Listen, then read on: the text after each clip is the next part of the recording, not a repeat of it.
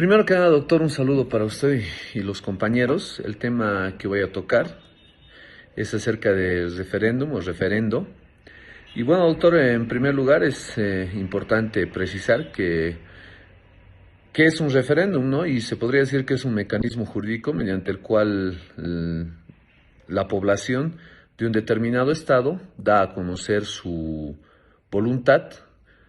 Y esto se utiliza más que todo en temas de donde se podría ratificar o se podría rechazar una ley o cualquier tipo de resolución que emane del gobierno de un estado, doctor. Entre los distintos tipos de referéndums tenemos los referéndums consultivos, tenemos los referéndums vinculantes, los facultativos, los obligatorios y los revocatorios, ¿no? Para poder ahondar un poquito más, doctor, un referéndum vinculante hace referencia a que tiene un cumplimiento obligatorio principalmente, que es una de las principales características, y se consultan decisiones que se podrían tomar en temas importantes dentro de un Estado. Un referéndum obligatorio es donde la población, a partir de una iniciativa, hace que el Parlamento de un Estado o el órgano legislativo pueda llevar a cabo a consulta ciertos temas que le puedan interesar a la población en general, doctor. El revocatorio, precisamente como lo dice el nombre, es para revocarle el mandato a las autoridades, ya sean nacionales, sean departamentales o sean municipales. El facultativo es aquel en el que se consulta a la ciudadanía, pero este tiene que ser ratificado por el órgano ejecutivo de un Estado, doctor. Son básicamente los lineamientos, doctor, que podemos hablar acerca de los referéndums. En el país hemos tenido varias experiencias en cuanto a referéndums, doctor. Uno se podría hablar acerca de las autonomías, acerca de la constitución política del Estado. Y bueno, el más reciente, el 2016, el 21 de febrero, uno de los más polémicos se podría decir, dadas las características, porque el presidente, a partir, se podría decir, del gobierno de turno, se hizo la consulta de la modificación de un artículo de la Constitución Política del Estado, el que nos habla acerca de la reelección del presidente y vicepresidente, y claramente la población ha expresado su rechazo a la modificación del mismo. Sin embargo, en la elección siguiente ha llegado a repostularse el presidente con su vicepresidente, y esto ha derivado en un sinnúmero de problemas políticos y sociales dentro del país, ¿verdad? Algo de conocimiento de todos. Bueno, doctor, el referéndum, siendo un mecanismo tan importante dentro de la democracia, como lo decía anteriormente, es principal porque da a conocer la voluntad de la población de un determinado estado, y esto se podría decir, doctor, que respalda la voluntad del soberano porque es una participación directa sin la necesidad de ningún representante, y se pueden hacer consultas precisas, y es muy importante también capacitar a las personas acerca de las preguntas en todos los tipos de referéndums, doctor, ya que si hay preguntas que la población no entiende, estaríamos fracasando en este proceso. Muchísimas gracias, doctor. Bueno, vamos a continuar con la exposición y vamos a hacer mención a, a un punto muy importante, ¿no? Que es la revocatoria del mandato.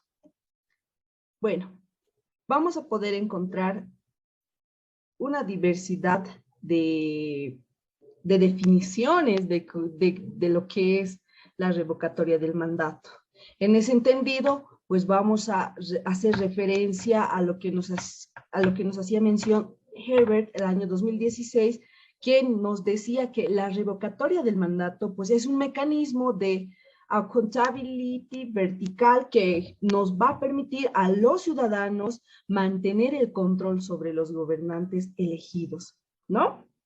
Bueno, si bien se va a elegir pues por una gran mayoría al mandatario de un determinado país, pues la sociedad representada por el ciudadano representada por este ciudadano tiene un arma, y el arma pues es la revocatoria del mandato. Y esta revocatoria del mandato en algunos países son utilizadas de doble filo, ¿no? Ya que puede beneficiar a algunos y causar malestar a otras personas, ¿no? Pues esto es a causa de ciudadanos que están insatisfechos por el gobierno, por el incumplimiento del gobierno que tiene, ¿no? De algún representante, ya sea el presidente, el alcalde, el gobernador, pues esté cometiendo algunos hechos ilícitos o no esté cumpliendo su plan de gobierno, pues estos ciudadanos van a solicitar que mediante una revocatoria, pues que deje de realizar las funciones el mismo gobernante, ¿no? Entonces también vamos a hacer referencia a otro autor muy importante que el año 2005 también nos va a señalar que la revocatoria es una herramienta de democracia directa. Bueno, ¿no? Entonces, estos son pues mecanismos que nos van, que nos funcionan como medios políticos, los cuales son ejercidos, ¿no? Mediante un voto directo universal para dejar sin efecto el mandato del titular, ¿no? Se podría decir que la revocatoria del mandato, pues es aquella que actúa como un medio de defensa para los ciudadanos, ¿no? Se ha podido evidenciar que en Perú, Bolivia y Venezuela son uno de los países más que tienen lo que es la revocatoria del mandato, ¿no? Entonces, vamos a señalar también que en América Latina fue empleado una primera vez para revocar el mandato de un presidente y fue utilizado el 15 de agosto del año 2004 y pues se llevó a cabo el referéndum de revocatoria contra el entonces presidente Hugo Chávez, ¿no? Entonces, ya hemos visto la función de lo que es la revocatoria, entonces si nosotros lo vamos a utilizar, primero lo que es la revocatoria del mandato, luego también se va a hacer el referéndum para preguntar a las personas si están de acuerdo o no están de acuerdo, ¿no? Y esto siempre y cuando se cumpla una serie de requisitos que posteriormente les voy a hacer mención, ¿no? Bueno, en ese entonces es un ejemplo, ¿no? Lo que mencionábamos, lo que pasaba con el presidente Hugo Chávez, aquel 2004, su gobierno era desde el 2001 hasta el 2007, y entonces la población en su segundo periodo presidencial había tomado esta decisión, ¿no? De hacer la revocatoria del mandato hacia este presidente. Pero la opción de la mayoría, pues, resultó vencedora, ¿no? Es decir, la revocatoria quedó sin efecto, ya que no se consiguió el porcentaje que debería de tenerse para revocar al presidente. En consecuencia de ello, pues el presidente Hugo Chávez siguió haciendo su mandato con normalidad en nuestro vecino país, ¿no? Vamos a hacer referencia también a lo que es nuestra constitución política del Estado, en el cual nos va a mencionar en su artículo 15 que el mandato de asambleísta se pierde por fallecimiento, renuncia, y aquí hay un punto muy importante, revocatoria de mandato, ¿no? Bueno, de esta manera se reconoce a la revocatoria como una de las causales de pérdida de mandato, ¿no? También vamos a señalar el artículo 170 y 171 que nos van a hacer mención que en caso de revocatoria del presidente, pues de manera inmediata deberá, ¿no? Deberá cesar sus funciones y tomará el mando el presidente, y el presidente tendrá que, el vicepresidente, y de esta manera el vicepresidente, su objetivo o su función principal será la de llamar a las elecciones para que este no se quede interinamente, ¿no? Durante mucho tiempo, ¿no? Eso es muy importante señalar. Ahora, vamos a ir a lo que es la ley 026 la que nos hace referencia en su artículo 25 sobre el alcance que se tiene, y de igual manera, pues nos va a hacer mención en este artículo que es un mecanismo constitucional que nos brinda soberanía mediante el sufragio o el más conocido voto universal. Pues el alcance es a las autoridades electas por voto popular, ¿no? Ya sean el presidente, el gobernador, el alcalde, ¿no? Entonces, esta no va a proceder contra las autoridades del órgano judicial ni del Tribunal Constitucional Plurinacional, ¿no? Esta se originará solamente una sola vez durante el periodo constitucional de la autoridad. Es decir, no se puede realizar la revocatoria del mandato por 2 veces, ¿no? O ir a urnas, porque también es un gasto que lo genera lo va a generar o va a salir, en pocas palabras, de nuestro bolsillo, ¿no?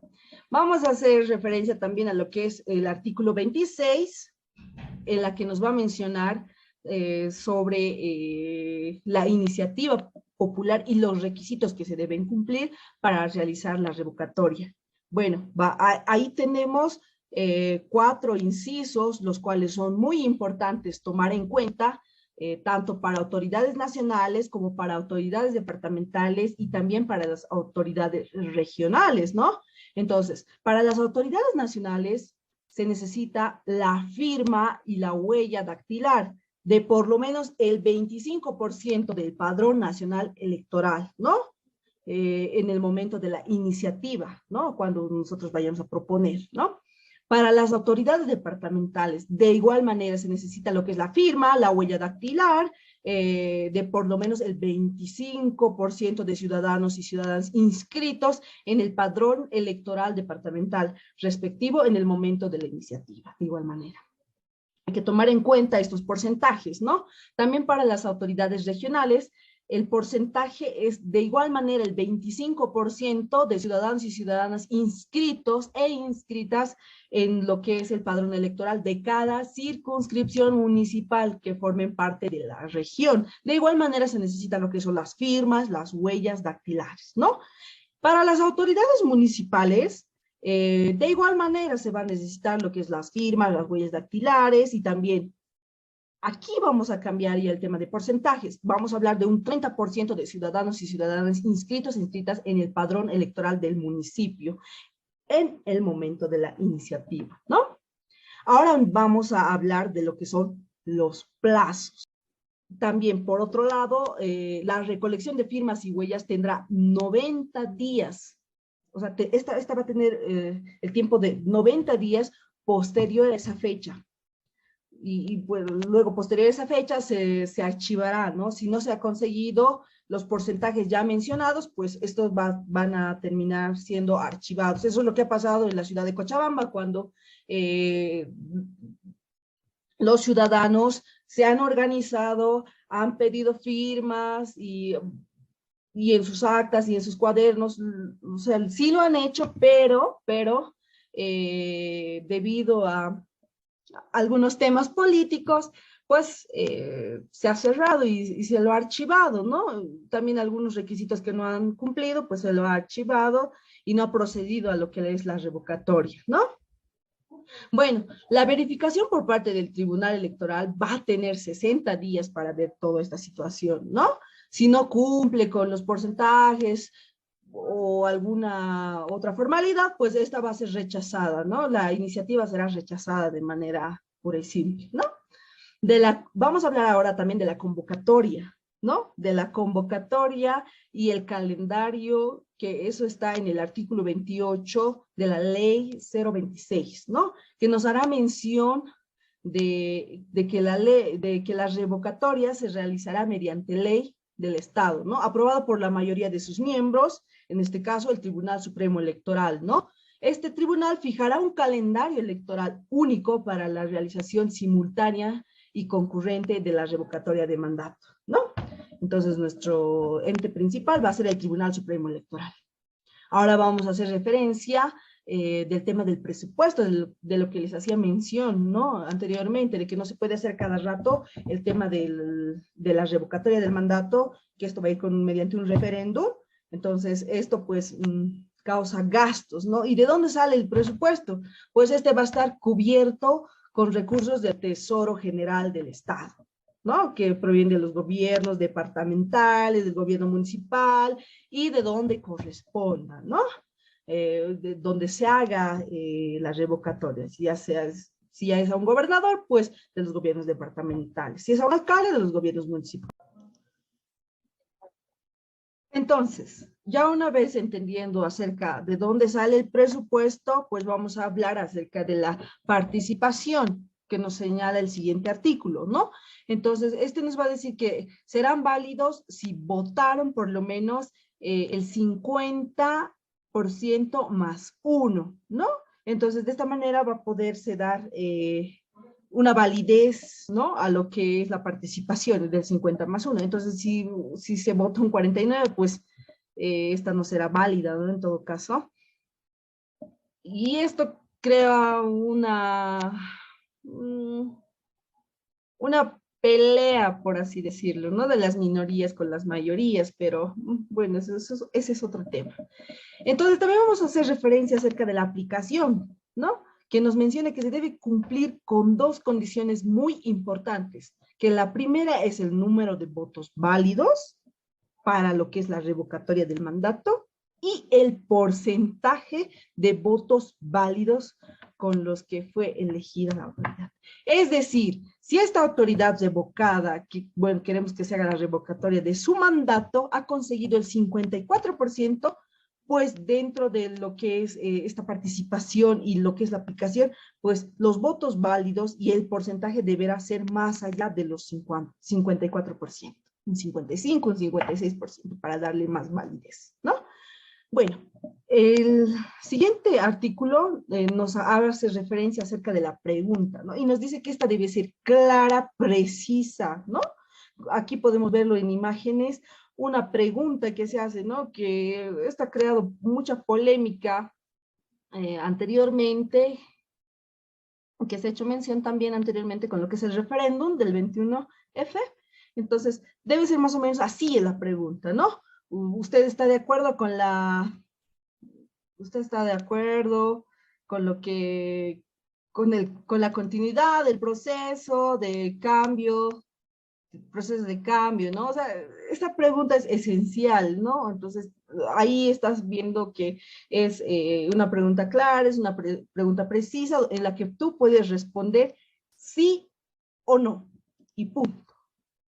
Esa es la idea, ¿no? De lo que es este artículo donde nos señala acerca de la pregunta, ¿no? Ahora, el siguiente artículo nos va a hacer referencia a la declaración de resultados. Una vez concluida, la autoridad electoral respectiva mencionará si es ratificada o revocada la autoridad, ¿no? Entonces va a poder tener la autoridad electoral el poder de decirnos si se ha tomado en cuenta, si la población ha estado de acuerdo, si ha habido una mayoría, ha habido una minoría. Entonces eso se lo va a poder ver en lo que es la declaración de los resultados pertinentes después, una vez concluida, con la revocatoria del mandato, ¿no? Entonces, este es el procedimiento que se tiene en lo que es la revocatoria del mandato. Vamos a pasar a un punto 3, en el cual nos va a hacer referencia de lo que es las asambleas y los cabildos. Muchas gracias. Continuando con la exposición, nos vamos a referir a lo que son las asambleas y los cabildos. Las asambleas surgen como una necesidad social de buscar un espacio de diálogo en donde vamos a ¿qué? Vamos a buscar propuestas para ser reconsideradas por nuestras autoridades, nuestros representantes, ¿no? Sin embargo, el artículo 13 de la Constitución Política del Estado nos dice que es una manera de ejercitar nuestro derecho a la democracia de forma directa y participativa. ¿Esto qué quiere decir? Que lo vamos a hacer directamente con el colectivo que se va a autoconvocar para determinar asuntos de interés social. En el artículo 35 de la Ley de Régimen Electoral también nos dice que es un mecanismo constitucional que se caracteriza de igual manera por ser directa y participativa.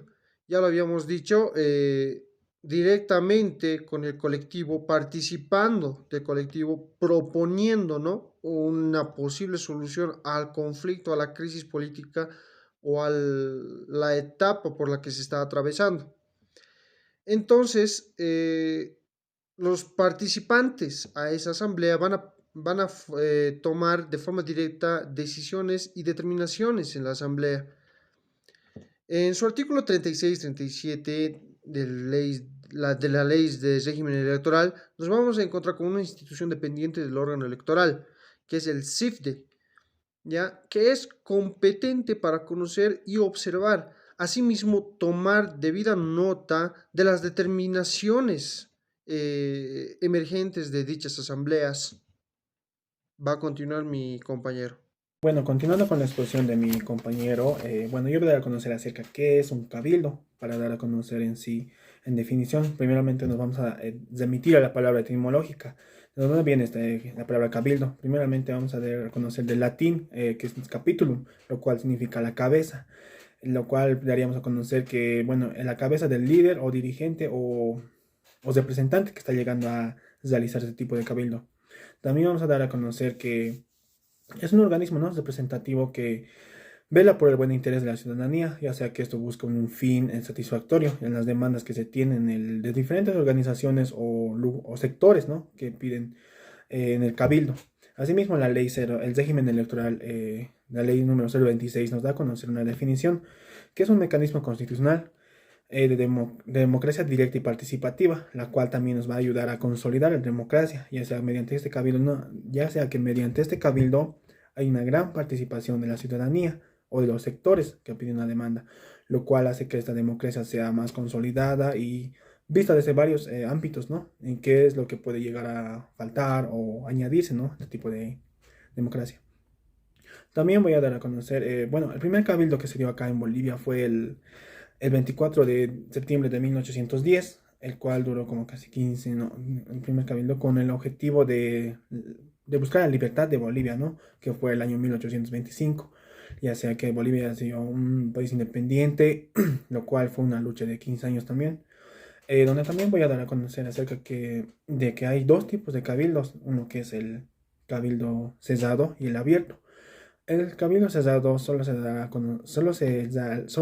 realiza en presencia de los cabildantes, los que han organizado sectores o dirigentes en sí. En tanto, el cabildo abierto es una participación de todos, ya sea de la ciudadanía, de los representantes, los organizadores, en todos en general, ya sea que estos buscan un fin común o un fin donde ellos van a dar a conocer sus peticiones, sus reclamos y entre otras cosas, ¿no? Asimismo, también vamos a conocer que el cabildo busca, el cabildo tiene un fin que busca las pretensiones que tienen tanto las organizaciones políticas, organizaciones sectoriales, entre otras cosas, para un buen vivir o para formar, ¿no?, la democracia, que es lo que estaría llegando a faltar. O en esos cabildos se pueden llegar a tomar decisiones tan importantes que pueden cambiar o trascender en un futuro del país. Eso sería todo. Voy a ceder la palabra a mi compañero. Bien, el proceso de consulta previa, conforme engloba la Constitución Política del Estado y la Ley 026, que rige de régimen electoral, consideramos que es una temática de amplio tratamiento y debate, más aún cuando se considera un derecho constitucional reconocido por todos los pueblos indígenas originarios campesinos. El artículo 39 de la Ley 026 aborda y da una perspectiva de la normativa relacionada a la consulta previa. Realiza una perspectiva del ejercicio del derecho con la relación a consultas previas, con criterios de conciliación respecto a los bienes públicos e intereses